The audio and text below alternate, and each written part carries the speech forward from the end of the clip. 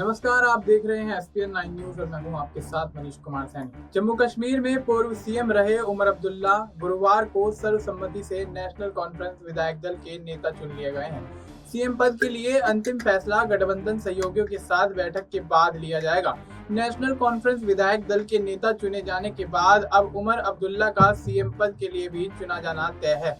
इस मसले पर गठबंधन के सहयोगी दलों की बैठक में उस पर मोहर लगना अब सिर्फ औपचारिक सहमति भर माना जा रहा है। ऐसा इसलिए कि गठबंधन के सहयोगी दलों में उनके नाम पर सहमति है। नेशनल कॉन्फ्रेंस के उपाध्यक्ष और अब पार्टी विधायक दल के नेता चुने गए उमर अब्दुल्ला आखिरी बार 2009 से 2015 तक जम्मू कश्मीर के मुख्यमंत्री रह चुके हैं।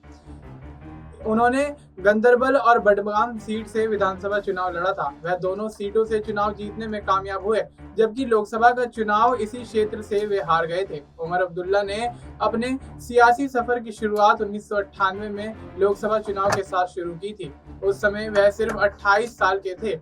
28 साल की उम्र में लोकसभा सदस्य बने थे।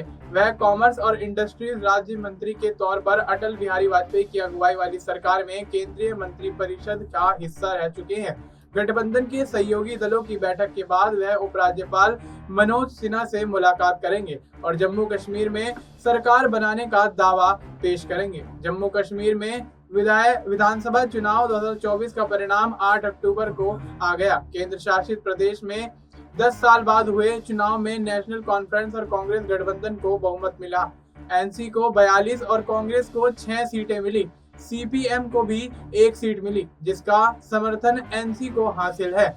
जम्मू रीजन में 28 सीटें जीतकर बीजेपी अब मुख्य विपक्षी दल बन गई है। इस बार चुनाव में पीडीपी को सिर्फ 3 सीटें मिली। आम आदमी पार्टी ने 1 सीट जीतकर जम्मू कश्मीर के चुनाव में जीत का खाता खोल लिया है। अब ऐसे में देखना ये होगा कि विधायक दल के नेता तो चुन लिए गए हैं उमर अब्दुल्ला, लेकिन अब किस तरह से सीएम पद की शपथ लेते हुए नजर आएंगे और ऐसे में किस तरह से आगामी विधानसभा की तमाम रणनीतियों को तैयार करते हुए उमर अब्दुल्ला नजर आएंगे और क्या कश्मीर में 1 दशक बाद बनी एनसी और कांग्रेस गठबंधन की सरकार अपने कार्य को ठीक प्रकार से करने में कामयाब होती हुई नजर आएगी या फिर विपक्ष कहीं ना कहीं उनकी राह का रोड़ा बनता हुआ नजर आएगा। फिलहाल आपको इस मुद्दे पर क्या कुछ लगता है, आप अपनी राय हमें कमेंट करके बता सकते हैं। बाकी देश और दुनिया से जुड़ी तमाम जानकारी के लिए आप देखते रहिए एसपीएन 9 न्यूज।